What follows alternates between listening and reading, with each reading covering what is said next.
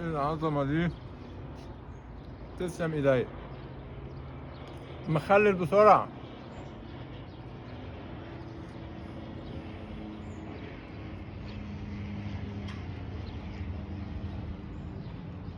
يا عيني، اتفضلوا معايا بقى. تسلم ايديا. مساء الخير، ازيكم؟ النهاردة بقى هنعمل عجينة الطعمية. طريقة سهلة جدا.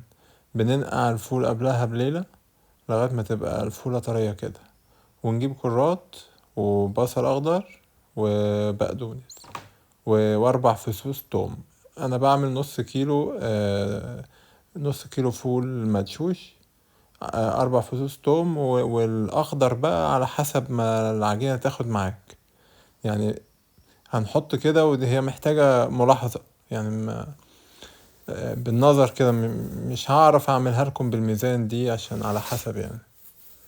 هنا بنحط الكرات الاول، وبعد كده ننزل عليه بالفول على اساس انه تقيل شوية، ينزل العجينة تحت وتتفرم كويس في الكبة عادي خالص. بص، عايز اقول لكم هتطلع النتيجة حوار يعني. اللي بناكلها من الشارع، من المطاعم برا، لما بنجيب العجينة من برا بتبقى مختلفة تماما. دي عجينة صافي يعني، فول وخضرة بس. في المطاعم على فكرة بيحطوا مثلا عيش مبلول، بيبقى عاجنينه فيه وبيحطوا بقى بيكربونات ولا حاجة، او انت تاخد العجينة لازم تحط لها بيكربونات عشان تنفش معاك. هنا انت مش محتاج تحط اي حاجة، هي هي كده العجينة وبس. بتتبلها بشوية شطة وكزبرة زي ما هنشوف مع بعض، وملح وخلاص. الضرب في الكبة طبعا مش افضل حاجة، فلازم تضرب شوية وتقف شوية، تضرب شوية وتقف شوية، وتقلب وتضرب وتعمل. نص كيلو فول مدشوش اداني الكمية دي كده.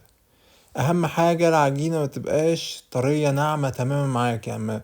خد بالك، ممكن وانت بتضرب تلاقي اللي من تحت هو بيتضرب كتير، واللي فوق لسه ما اتضربش كويس. لازم كل شوية تفتح الكبة وتقلب عشان تضمن ان القوام كله يبقى متناسق ومتماسك في بعضه.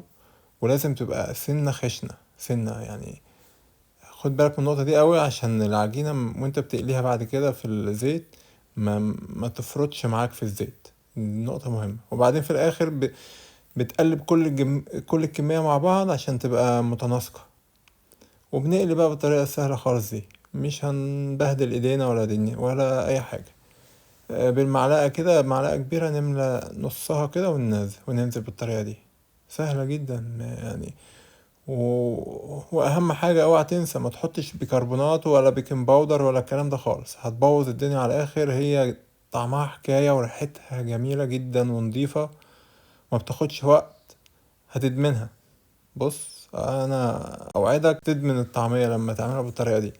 حطينا بقى السمسم على مزاجنا احنا، عملنا كل حاجة. بص الشكل ومقرمشة، شوف الحلاوة، شوف الطعمة. هو ده الغذاء الصح.